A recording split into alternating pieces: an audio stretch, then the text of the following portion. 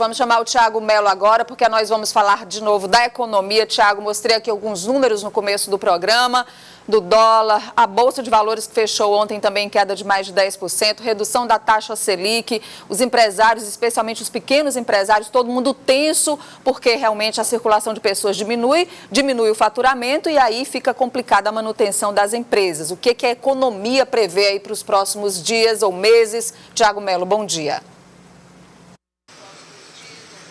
Bom dia, Nádia, a você, a todos que nos assistem. E ainda há uma preocupação com um custo extra que as empresas estão assumindo com a aquisição de produtos de limpeza e produtos de higiene. Mas nós estamos aqui com o economista Eduardo Lima, passa a conversar conosco a partir de agora. Qual é a receita nesse momento, tratando das micro e pequenas empresas, para sobreviver num momento como esse? Bom dia. Bom dia.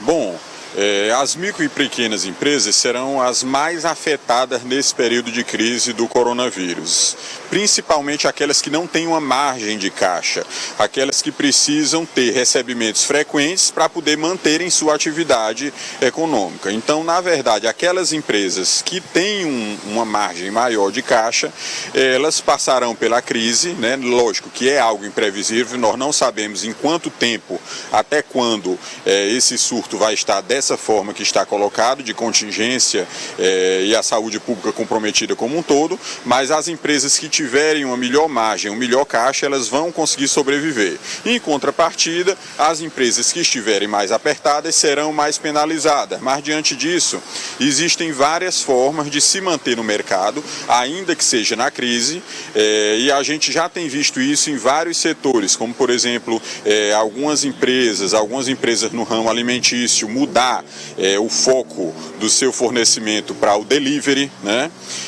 Outras empresas que não têm tanta necessidade assim do contato com o cliente, mas que estão usando do trabalho remoto com os seus funcionários para manter suas atividades. Chamado teletrabalho. Teletrabalho, trabalho remoto.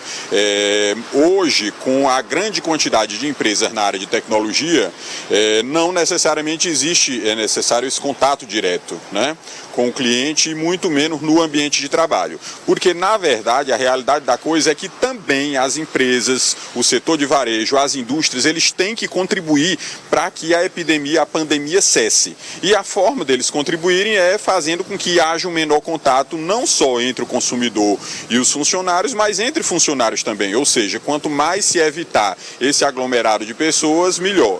Então, infelizmente, como é inevitável que as empresas sejam penalizadas dessa forma, muitas já estão arrumando alternativas para que não sejam, pelo menos já que vão reduzir o faturamento, também porque há uma queda na demanda, mas que pelo menos não fiquem com faturamento zero.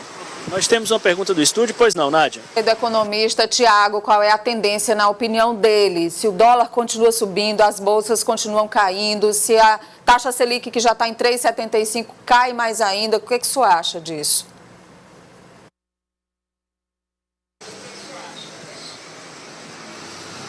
Bom, enquanto o mercado estiver em pânico, enquanto não tiver uma luz para a cessação da pandemia, todos esses índices, principalmente a Bolsa de Valores, principalmente o dólar, né, vão estar em desalinho, né? Ou seja, as bolsas vão continuar caindo, o dólar vai continuar subindo, enquanto a economia estiver nesse clima e nessa incerteza sobre a duração da pandemia. Os mercados, eles são muito sensíveis a esses movimentos extra-economia, ou seja, um problema desse, um fato desse que é de saúde pública, né?